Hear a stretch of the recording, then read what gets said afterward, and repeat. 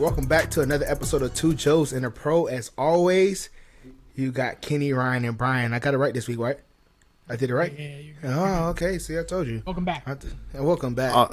Sorry, I didn't hear you. Can you do it again?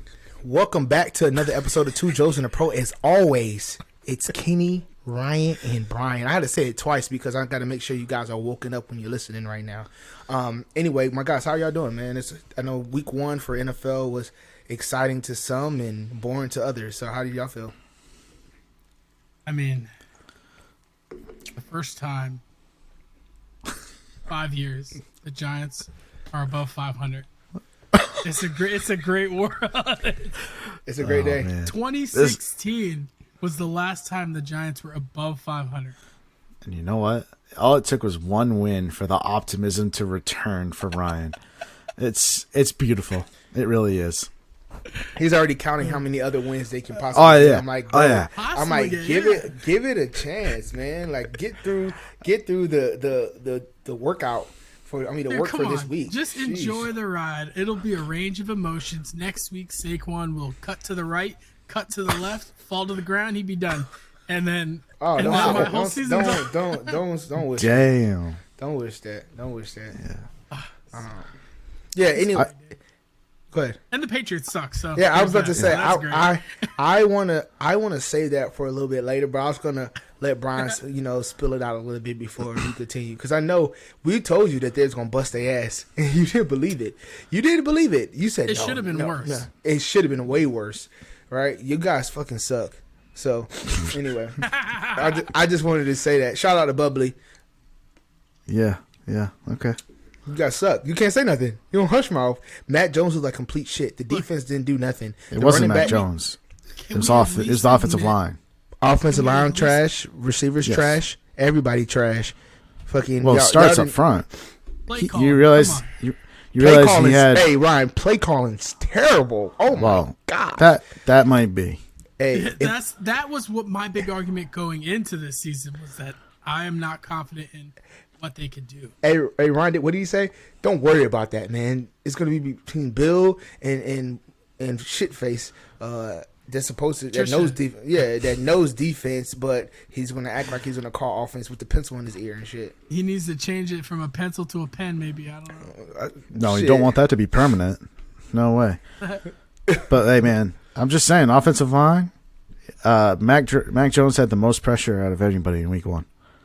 He had less than 3 seconds in all but I think 3 snaps or something like that when he dropped back to throw the ball. So the offensive line was trash. That sounds like a personal problem. Oh, it's just letting you know what the problem was. It's up front. All right. I mean, the bluff. You gave me the bluff. Listen, hey, if the line improves and then Mac Jones still looks like trash, then I will tell you Mac Jones looks like trash. But he can't do anything when he's on his ass half the time. Okay? No, I hear you. And the same goes for the receivers. They can't get open that quick. Josh Allen got rid of the ball pretty quick. Yeah, Josh Allen has a premier talent at wideout. Okay. I mean, it's a little different to have Stephon Diggs. That's a little bit of help. A little bit of a help, but did you not see how Josh Allen was distributing the ball around? He was throwing it to everybody. He was getting rid of it so quick. I know. Quick. Yeah. 2 short drops out of there. Dude, the Bills right now are the best team in the league as of right now. It's plain and simple. They came in ready to play. I think that they are the sharpest team in the league, right? That's what I mean. We'll touch on it when Ryan gets to football, but I was going to say something about how much preseason really affects the gameplay. Like, you can see it. Don't get me started. Yeah. So let me touch on college football real quick. Last week, it was an eventful week, I guess you could say. The best game of the week, in my opinion, was definitely Tennessee Pitt game. That game was back and forth, went into overtime. It was pretty good. I watched it live, so it was actually back and forth a lot. I know you're gonna say the Texas Alabama game, that was good. That was good. That's tied. Like 1A, 1B. Both of those games were really good. We got by the skin of our teeth. I heard that saying, even though it doesn't make sense, but we barely skinned by. Like, it's a couple calls that people going to say, man, should have been like the safety call that they said it wasn't a safety. I thought for sure it was. I don't know what call it is, but something happened there. Hey, that was saying. the Buffalo Wild Wings commercial.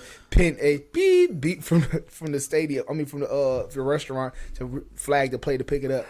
It didn't make any sense to me. Like there's like, oh, roughing the passer, but then it's Even their explanation was god awful. yeah, it was terrible. Like everybody in the stadium was like, what?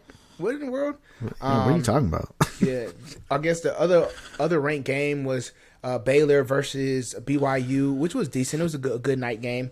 And I don't think any other game was really like prime time matchup besides that.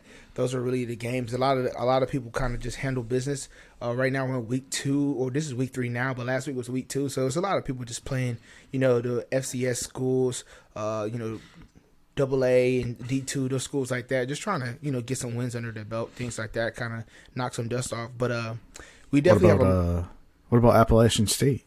Oh yeah, sure. Let Let me say that I forgot. Though the upsets of the week was crazy, right? So we had Appalachian State beating Texas A&M at College Station, which was Appalachian State is just a good team, man. You see them play the week before against North Carolina. They play very good. Their quarterback, he's a veteran. This is I think his 6th year. Him being there, like he's a great quarterback, right? So like he leads the team in 6 years. Yeah.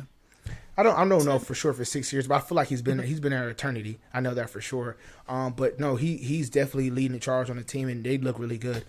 So you had that happen, and then you had Marshall beating Notre Dame at Notre Dame.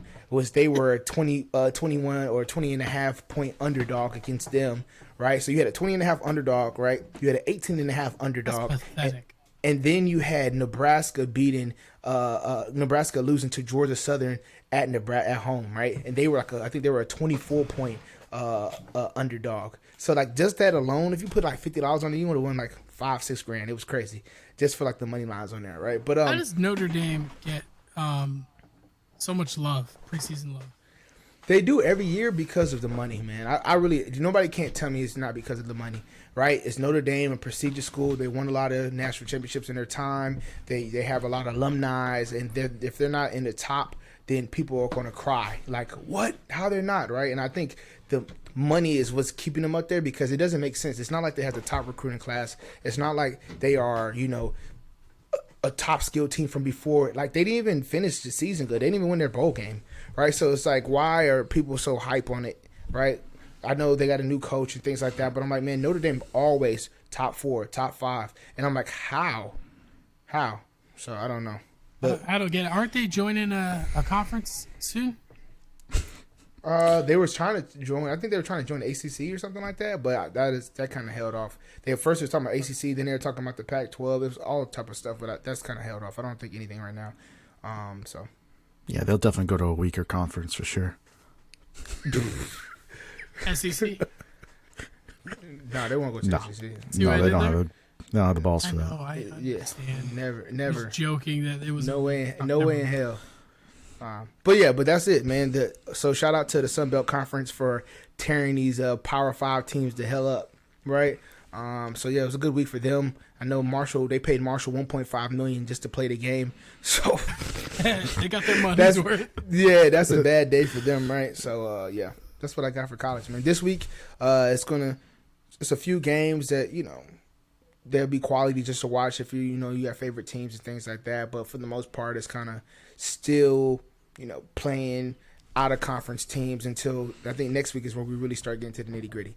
Oh yeah, I forgot. Florida did lose. I want to say this last thing. Florida did lose against Kentucky, which Kentucky has their number, right? A lot of people got hype on Florida because of AR, and he's a great quarterback. I get it. He has all the talent, arm talent, and everybody's comparing him to Josh Allen and things like that. But Kentucky has their number. So we'll see if they can bring it back together versus South Florida this week. But yeah, that's what I got. All right. We'll just do baseball real quick, knock it out. Yankees only have a 6-game lead in the AL East. It's slowly slipping away. Lucky for them, we're in the final 2.5-3 weeks. So just by the lack of time, they'll probably hang on to the division. But they still don't look good. But the good thing for them, they're playing the Red Sox right now, so they'll probably get a couple wins there because the Red Sox suck. Cleveland is pulling away in the Central. They got 4-game lead on the White Sox right now. And Then the only other division really to talk about is the Mets are hanging on to a 1-game lead on the Braves. And that's pretty much it. Aaron Judge, just his 57th home run last night. I'm not sure if he's hit one tonight or not. I haven't checked. And then I saw a crazy stat where like on Shohei Ohtani, he's the two-way player for the Angels. Basically, it was like comparing his batting stat line to Giancarlo Stanton's best stat line, and then also comparing like Max Scherzer's stat line to his stat line for pitching, and they're like identical. So it's like he's two players in one. It's insane to think about what he's doing. And I'm going to touch on that later because I've looked at the stats and his ERA is good.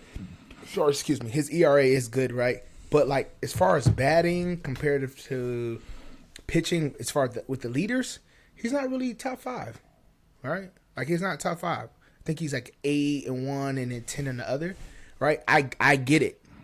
I get it. That's right? pretty Because good. He's still good, right? I get it. But do you think that he should be in the debate comparatively to Aaron Jones for the MVP race? Like, do you think that should be a debate? You mean Aaron Judge? Aaron Judge, my bad. knew I said, what he Jones. meant. Aaron Judge. I knew he was. I don't know why he made it seem like Aaron Judge. Like I know Aaron Judge. I messed up and said Jones. Sorry. Yeah. No, he won't be. No. But some people are saying that like he should be in discussion. I mean, it's pretty amazing what he's doing, Yeah. but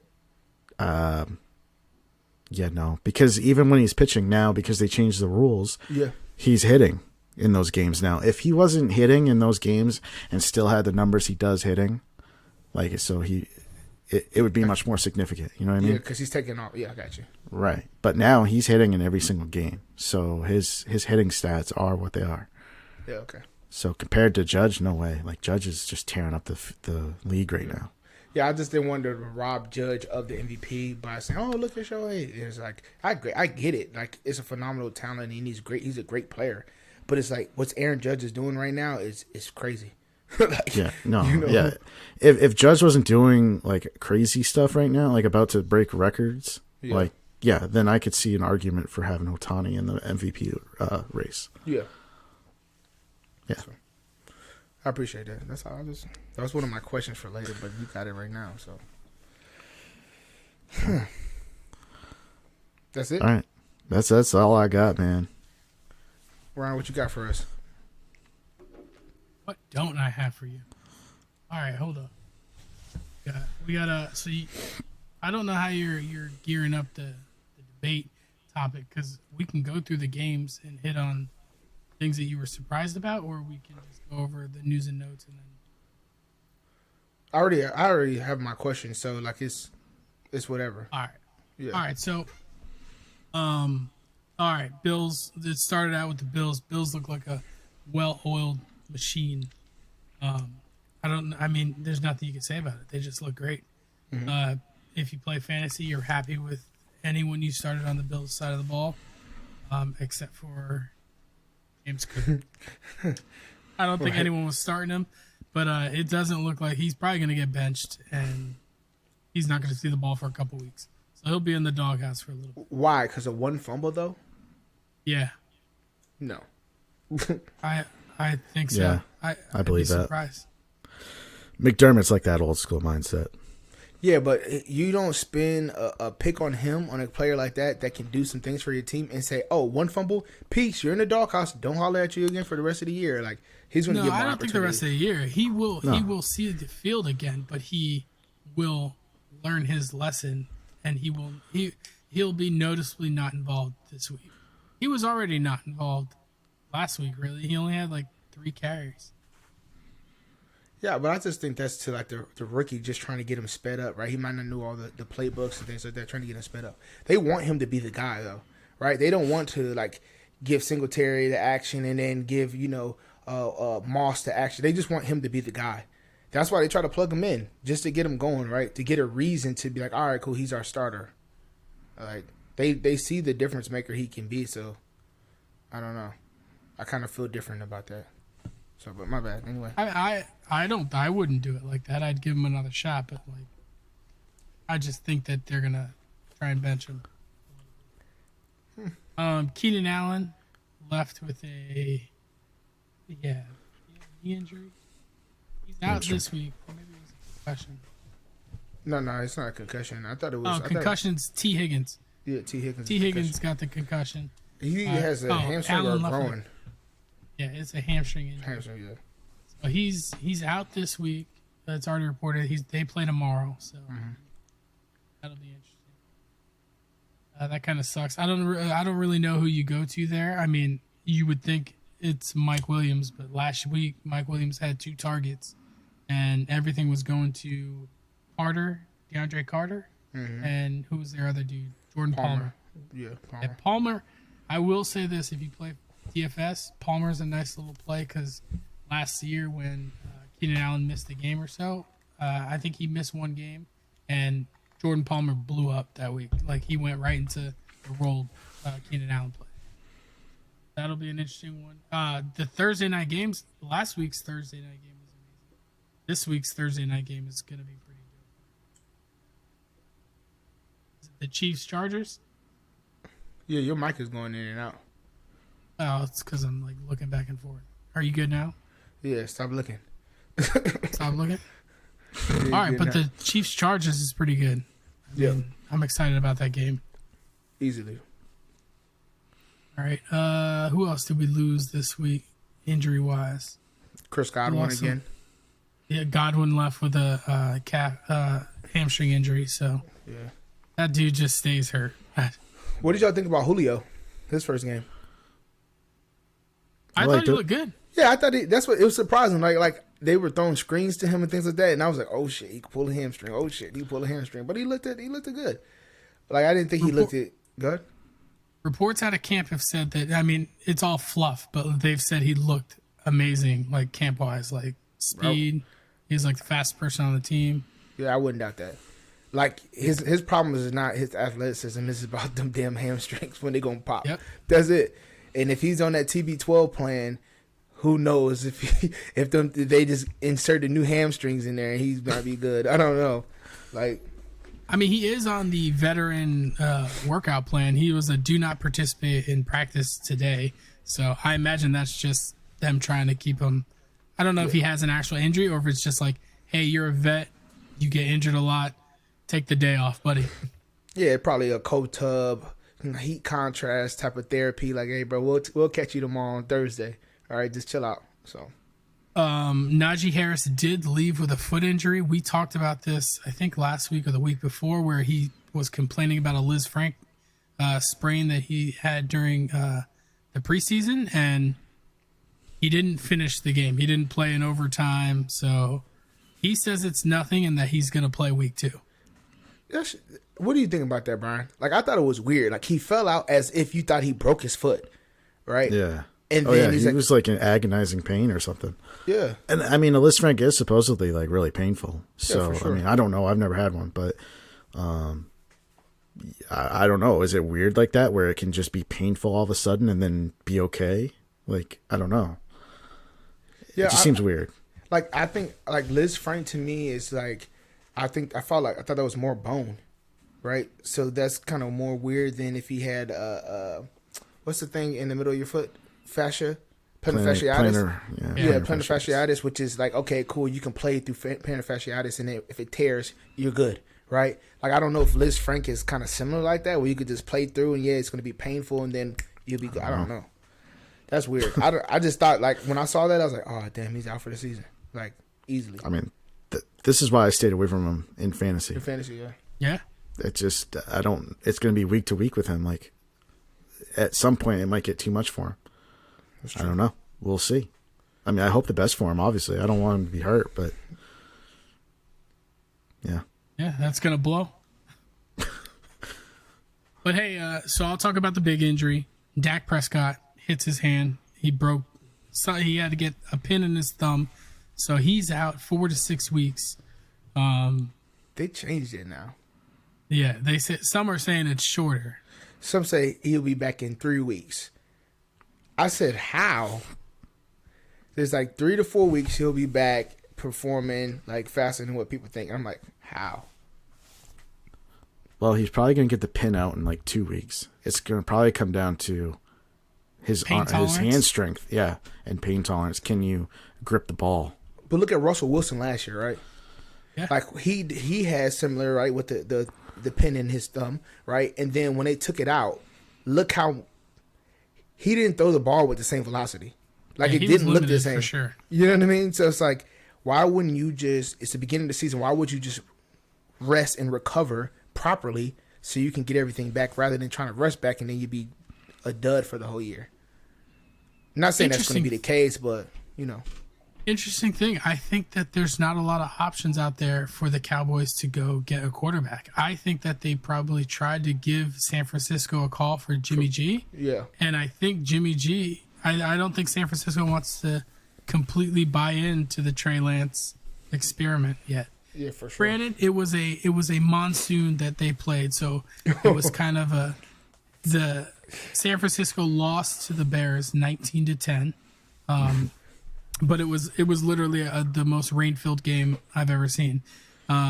Things to be promising for Trey Lance if you play fantasy football. There were a ton of design runs for him during that game. So, like, if you play fantasy, I don't care if he throws 122 yards passing.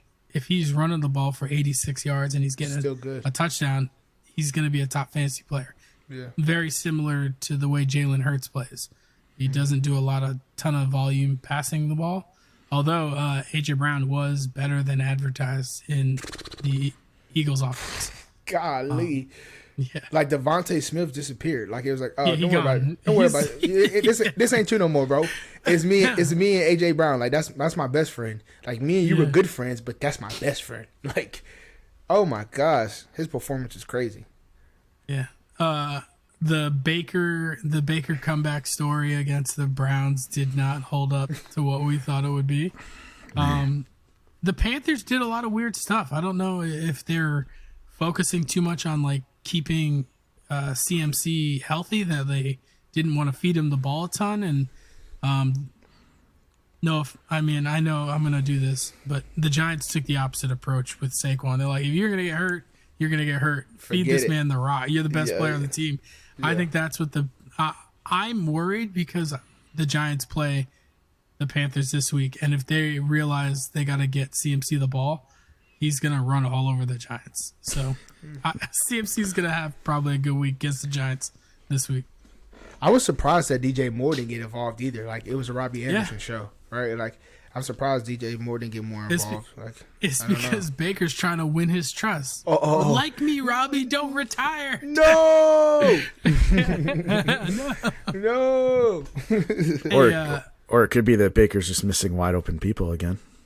So yeah, they were talking about like why he kept getting so many batted balls. Is it because he's too short? Like, I'm like, what? Like, no. He just he's not good. The best game, the most back and forth game, the most wild game, the most insane game was definitely the Steelers-Bengals game. The game went back and forth with missed field goals at the end of the game. The Steelers ended up clutching out a win 23-20 against the Bengals. The Bengals just look like they started sluggish. Burrow threw a ton of picks. I don't know if that's indicative. Did he have 4 interceptions that game? I can't remember the exact number. But I'd be shocked if it was anything less than 3 interceptions. So I think he threw 4. I don't know if that's indicative of him or if that's just how good the Steelers defense is. Minkah Fitzpatrick is like, whenever they did that trade with Miami, they gave up a first-round pick. I was like, man, first-round pick for a safety? Like, that to me, like, but the Steelers knew what they were doing. Like, he is the truth. He's so good. Dog. Throw him on special teams, he'll block a field goal. Like, it does not matter. This guy does everything. Yeah, he's a gamer for sure. What did you think? So, what did you think about Joe Burrow? Was that like a concern? Like, damn, Joe Burrow doesn't look good, or is it like, oh, he just got to get in the swing of things? What were your thoughts on that? I think that it was more about their offensive line that they invested in could not handle the pressure from the Steelers. Yeah, like T.J. Watt ate their lunch. Yep. And then when they try to double TJ Watt, they're leaving Cam Hayward inside 1-on-1. You can't do that either, because that guy still can play. Yep. Nah. But, sorry, they the both Steelers defense is really good. right? TJ Watt tore his, or some degree tore his pec. The initial indications was that he was going to be on IR, but they're holding off on putting him on IR, and he's getting like a second opinion. Yeah. So I guess they're just going week to week with TJ Watt. What He about wants Cam to Hayward? play. I thought Cam Hayward walked off the field. I saw him walk off the field during the game. He might have just been tired, man. Oh, okay. No, because they went to like the trainers came to him and he was like shaking his head like as if he was like concussed or something like that. That's why I was wondering, but no. I didn't. No, see he that did one. get injured, but I don't really. I don't know how the severity of it. Yeah, no biggie. I was just saying because we were talking about them. That's the only reason I said that. So, no biggie. Well, there was another big injury. Jamal Adams, I think, got carted off with a serious knee injury. That's all the reports have been. I haven't seen anything outside of that. I thought it was his quad, is what they said. Torn quad. No. It's a knee injury. They said he has to do some. He has to get some work done on his knee. That's what Pete Carroll said. He could get some work done. Yeah, Pete Carroll never gives you whatever report you see from Pete Carroll. He don't give you nothing. What's work done? Oh yeah, he's gonna get some work done on his knee. What? Like it's a car. Like he's just get an oil change, a little work done. You could ask him about the second string punter. He'd be like, "Yeah, this guy's great. He's an Olympic athlete, fantastic. He's gonna do great things for the team."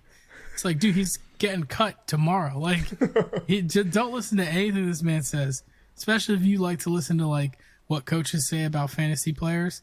Like, it's all in one ear, out the other whenever I hear Pete Carroll. The Chiefs are the truth. Patrick Mahomes was right. None of his receivers you really want. They'll all be about average. He's going to spread the ball around. He's going to throw it to a bunch of people. You want Travis Kelce though? You want Travis Kelce. Oh my God. He might have 1,000 targets. CEH was somehow really good during this game. He had 2 Talk touchdowns. about that. Give it a couple of weeks, okay? Hold. But they I'm were not a they believer were in that. designing plays for him. I was like, what? I was like, We'll get him see the ball. if he can I'm like, hold up. I don't know. Don't sleep on that rookie they like. Pacheco. Pacheco or whatever. Pacquiao, whatever you want to say. Here's the thing. They did draft Sky Moore, and he is a nice piece for them. But I think they think Pacheco is a little bit more shifty. Look, it's not by accident this man's wearing number 10 after Tyreek Hill left. Yeah, but Sky Moore plays receiver. He plays running back. What are you saying about that? Sky Moore plays running back Sky Moore plays receiver, yes. But Pacheco was used a lot in the passing game. He was toting the ball a lot in the second half, too. I just think they like him because he's a big dude. He's strong, big legs. Like, I just think they like him. Yeah. I don't know. I wish I could get him, but, in our league, everybody takes every running back that known to man.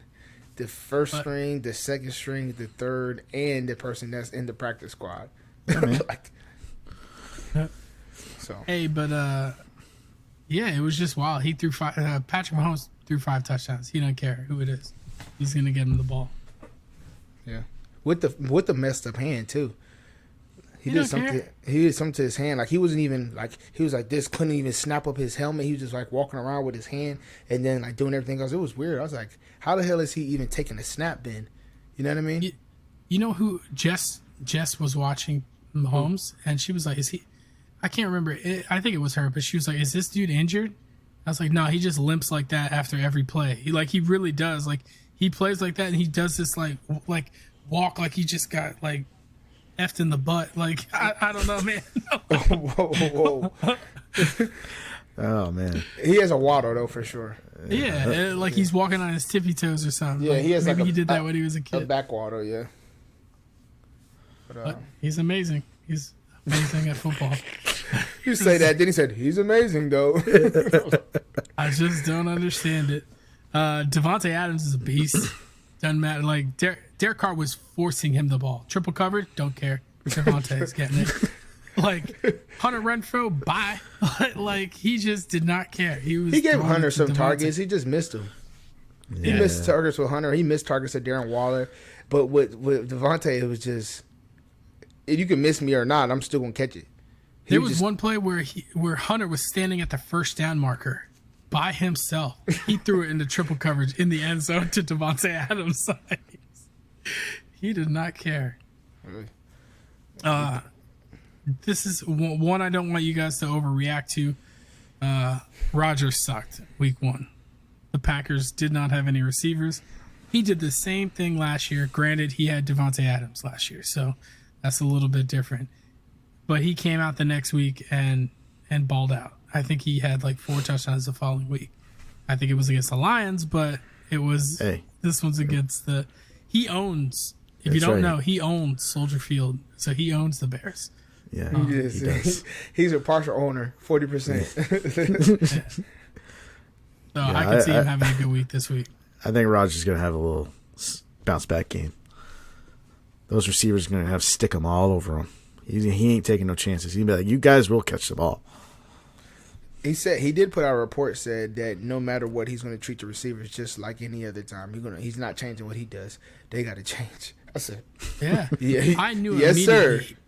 He threw a bomb in the beginning of the game. This is when everything turned. He threw a bomb to Christian Watson, dropped it. That was it. The game was over for Rodgers. He's like, no, we're losing this game. He's like, you're going to drop that wide open touchdown? It's over. This is the type of shit they're on? Too easy. That was first drive. And I think the game was over after that. He just was like mailing it in. What about Justin Jefferson, though? He's unstoppable, unguardable. If you're on the Packers, they didn't even guard him. There was multiple plays where he was just running in the middle of the field by himself. They said I saw a meme that said Justin Jefferson looked at last year. It's like, damn, how's Cooper Kupp getting this open? Then this year he's like, that's why he's that open, because all the routes and how they be running. It was he didn't realize he was so open. It was one play he caught a deep over, like on across the hash on the sideline, and he did a move like somebody was guarding. Then turned around, he's like, oh, there's nobody here. Then he started running. I cried laughing, bro. Like he literally did a move like he tried to shake, and he was like, he looked around. You see him look like, oh, there's nobody here. He just ran straight, then scored. Like it was. He was a beast. I don't know, man. I think he was my pick for Offensive Player of the Year. So we'll see if he keeps it up. It's week 1, so it's time to overreact. Yes. But he didn't even have that many targets, though. Yeah. He didn't need it. I think he caught every single one of them. Yeah.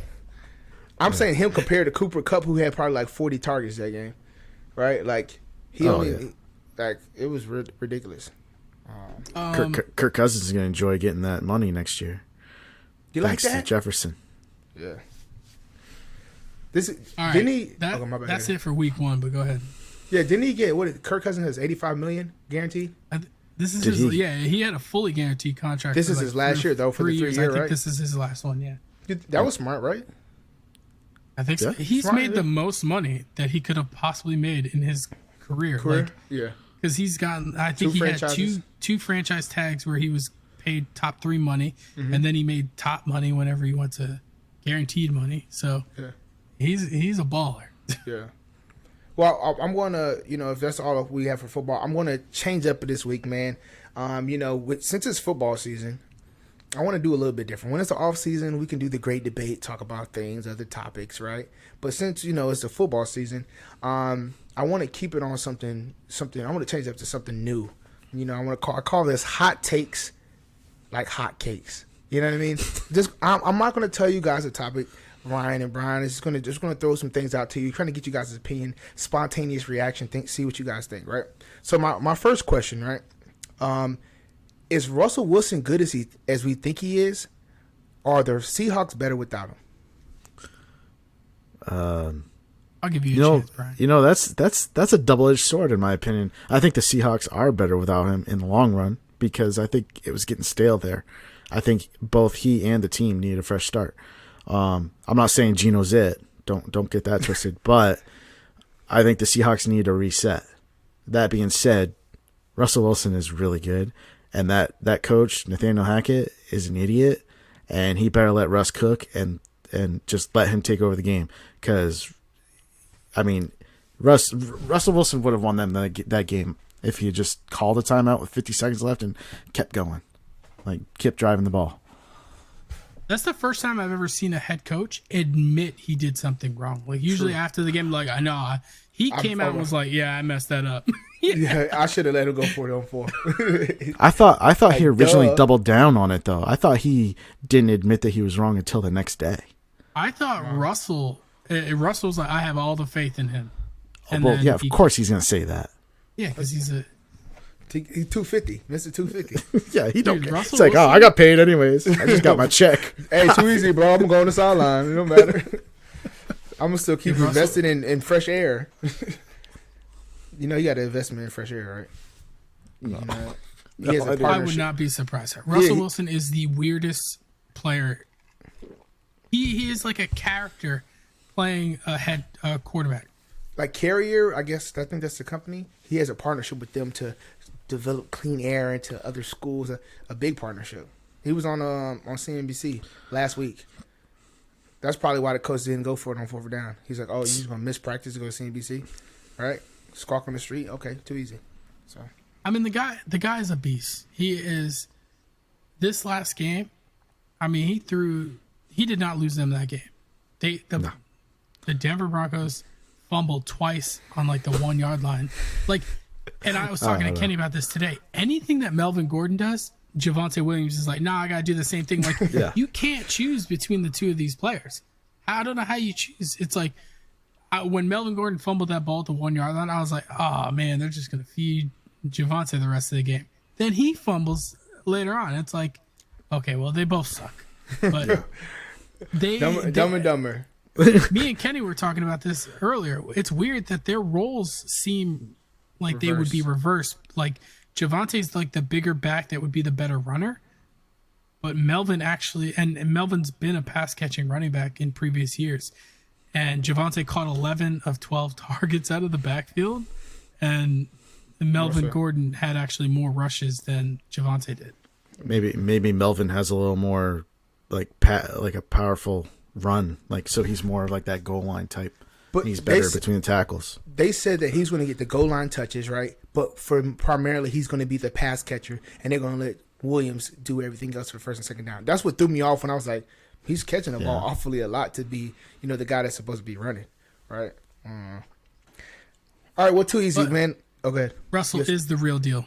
340, 69% completion percentage, and only 1 touchdown, but he should have had more. He's a beast. We kind of touched on this before, but do we hit the panic button on the Green Bay Packers for this season? Do you guys change your win totals? Any of that, seeing what you saw from week 1?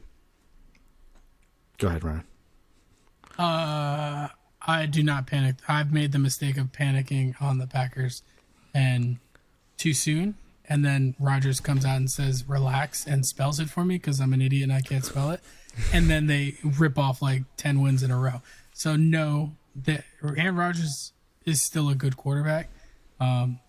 He's going to get the team together, and it doesn't change my win total for them at all. I think the Vikings actually win this division. I think so too, man. I think that. Nope, that's overreaction week 1 right there. That's what that is. No, because I can't remember how I probably had the Packers winning it, but I think this game shifts it in my eyes a little bit, just a little. I think the Packers still get 10 wins. No, I'm not panicking on this at all. Aaron Rodgers is a great quarterback. While he might not be a clutch quarterback, he still gets a lot of wins. So he will do well in the regular season like he always does. It's not January yet. Exactly. Like let's not give up on him yet. Like he's got a few months. Right. Listen, those receivers are gonna get it. And he's gonna make sure they get it. And I think Tanyan and Cobb are gonna get more involved to have that veteran leadership, and the young guys are gonna have stick 'em on them, and Rodgers is gonna put it right on them. That's all there is to it. All right, too easy. I got it. I know you're gonna like this question, Brian. Should Lamar have taken the 250 M's with the 133 million guaranteed? That's what they were projected was offered to him. He denied. Should he have taken that? Yes. Yep, he should have. I'm gonna steal this from another show I was watching actually, which basically it was laid out like this: the franchise tag for the next 2 years is going to be like 40 to 45 million. So that's 80 to 90 million guaranteed right there, and then so that's 90, about 90 from the 150. What was it? 160. 133. 133 guaranteed. So there's another year of like 43 million that's guaranteed. Like. He should have done the 2 franchise tags and then cashed in, and he would have made more in the long run. I know he didn't take it though. Or I mean that's what the same amount is what I'm saying. It's like, so you think he should have signed it, and then yes, he should have signed it because it's like the same that he's going to get if he just holds out and takes the franchise tag. The difference being he gets a guaranteed contract or the years. The years guaranteed, yeah. Yeah. Okay. I mean, it's the ultimate bet on yourself right now. The only thing that scares me is that he is a mobile quarterback that runs the ball pretty frequently, and he could get injured tomorrow, like the next day. Like it's just any day he can get injured. Any player can. But go ahead.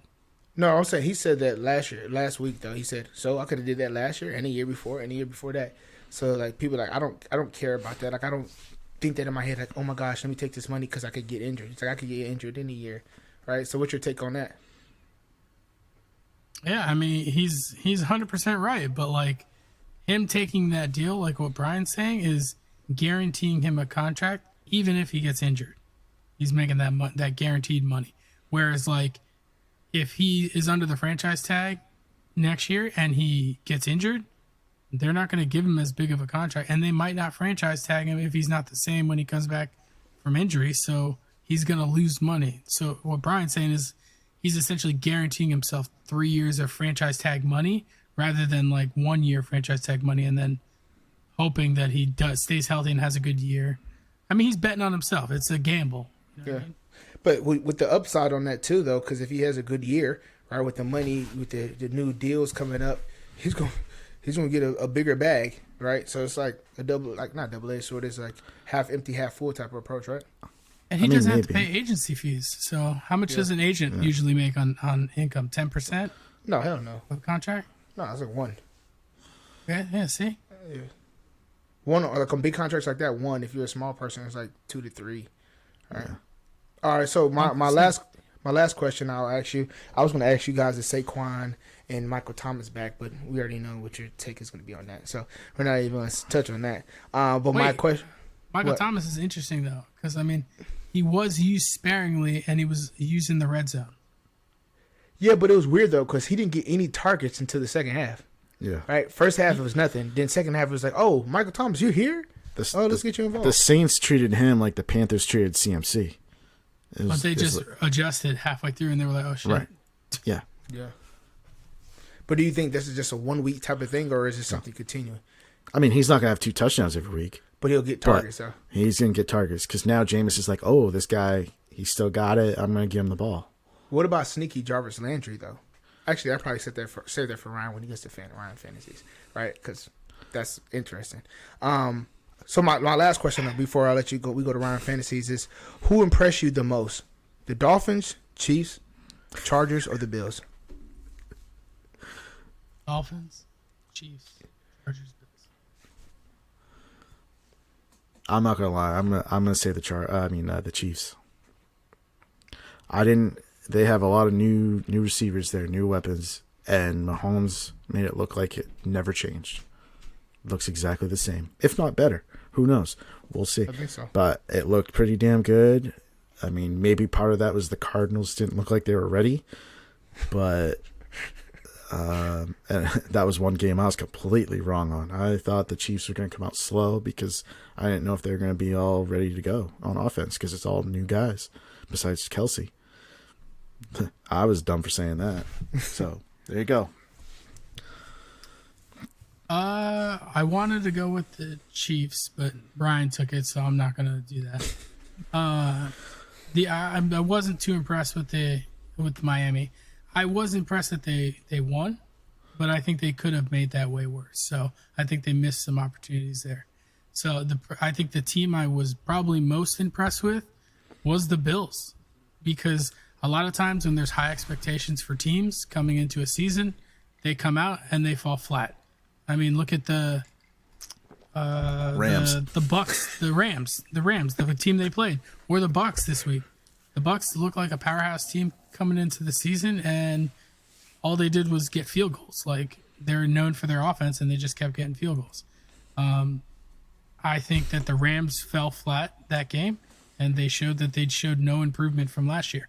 Whereas the opposite for the Bills, they showed insane amount of improvement this year, and they changed things up. Like, Josh Allen was getting the ball out faster than I've ever seen him throw the ball. Like, he was making, that means he's making pre-snap reads and making smarter plays before the ball snapped to know where he wanted to throw the ball. He just looked great.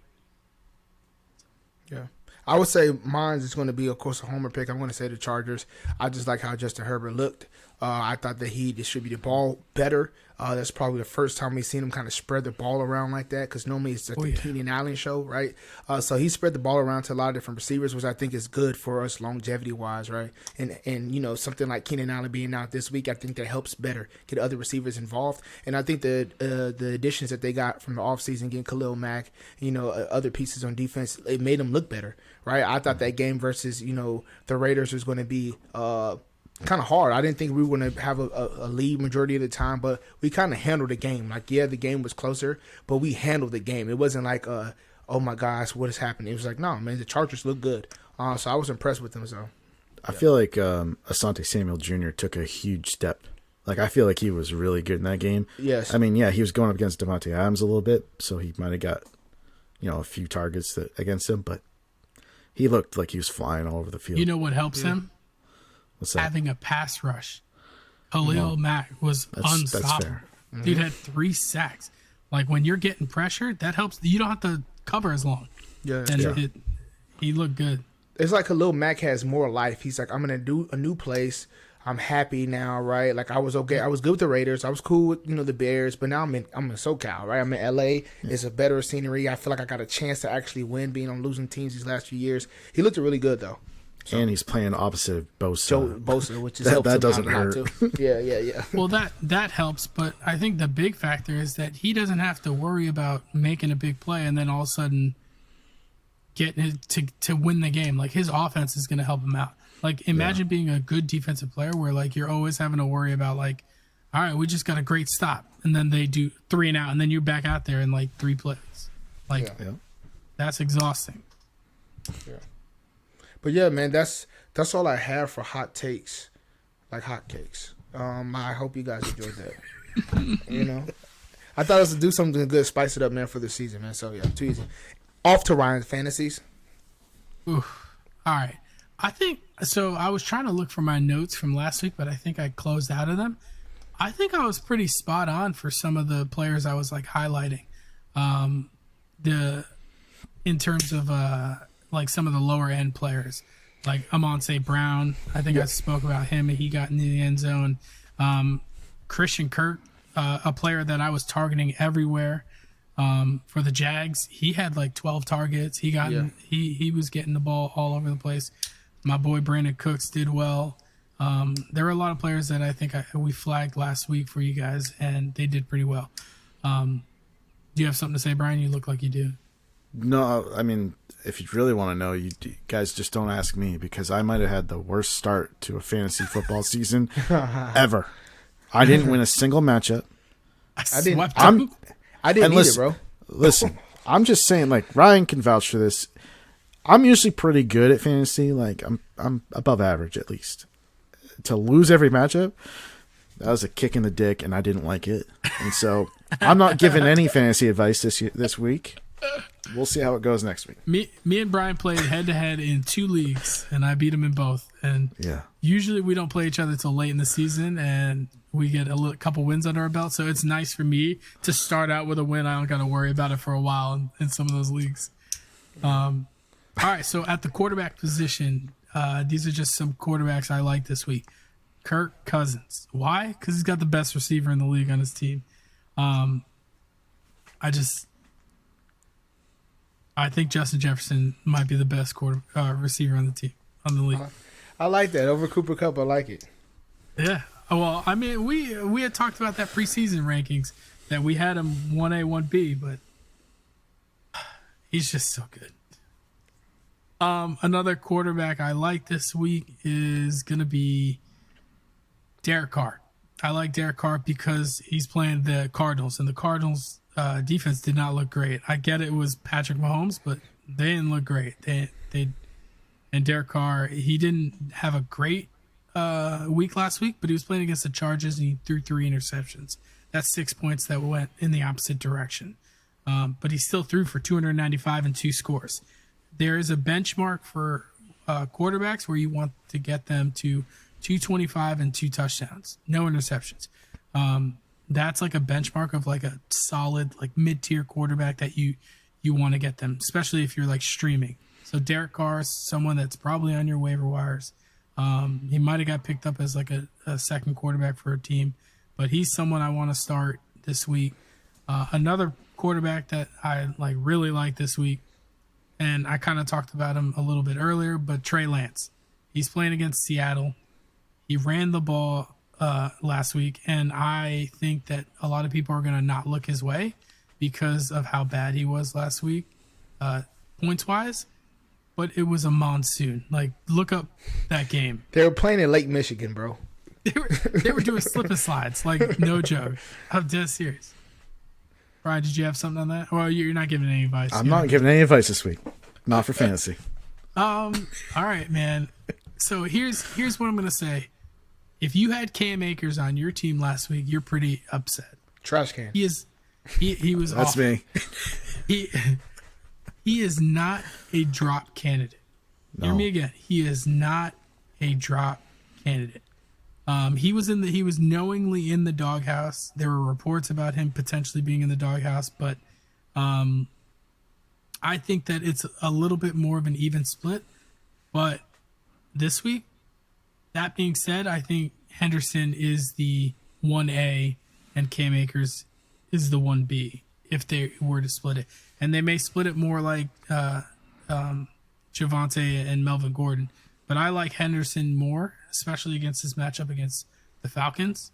So I like Henderson this week a lot. I would try and, if you can, bench Cam Akers. If you can. I know that some people, like Brian, kept him as a keeper, but like some people had to draft him in some people were bullish and took him in the 3rd round. Like you probably have no other option but to play him and hope he does well, unless you picked up one of the waiver wire pickups. Another player who was great last week was Antonio Gibson, and he's playing the Lions this week. He played really well last week, and he actually caught the ball a ton. So yeah. that was a good thing to see. I think there was one play where Carson Wentz threw it down the field. It was like 30, 40 yards down the field, and it was a drop ball. But we were like, oh, what receiver was that? No, it was Antonio Gibson. Like, I like him this week. Him and Miles Sanders surprised me. They both surprised me on their usage. Because everybody made it seem like, hey, they are complete shit shows this fantasy season. Don't pick them up. And they had great games. Here's one thing I will say about Miles Sanders. He got in the end zone. That's great. But you're going to struggle with this on him. He's going to lose you a ton of games if you're throwing him in your lineup every week. Like, they're never going to feed him the ball. Kenneth Gainwell scored a touchdown on the ground. Boston Scott scored a touchdown on the ground. So at any moment, if this is his drive, he may score. But he may lose. He may get vultured a touchdown by not only the other 2 running backs on his team, but the quarter Jalen Hurts to run the ball. For me, I try and capitalize on trading him. He is a trade target. Like, get him off of your team. Capitalize on like a victory, a good week by him, and try and get him on another team. But that could bite me. But that's just my feeling with Sanders. Wide receivers. I can't even say it again. I love Christian Kirk. I love this guy. Like, I think he's so good. If you're in a PPR, he's like a must start.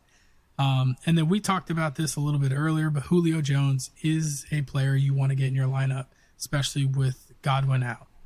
Godwin's going to be out this week. So he's a player I want to get out there. Who was the surprise pickup of this week for tight end was O.J. Howard coming raising that from the dead. We talked about him being a bust. He caught 2 touchdowns on Houston. Do not let that deceive you, though. He only had 2 targets in that, or 3 targets in that game. So, like, he was a touchdown machine, but, like, he was not the number 1 tight end. He was just there. So maybe they give him more targets. It may be a situation you want to monitor. Someone I'm kind of interested in is Gerald Everett. With Keenan Allen being out, he did catch a touchdown. He caught maybe 1. He caught a touchdown. He caught 1 touchdown last week, but he looked good. I kept having to do a double take because he's number 7 on the team, and I was like, "Is that a receiver?" No, it's a tight end. And then the last player I really want to go after. Do not get worried that Pitts had a bad week last week. He's playing the Rams this week. I think that Pitts has a bounce back game. I this hope. Week. Shit. Big Kyle Pitts fan this week. And I'm not going to go over defense. You guys can figure it out.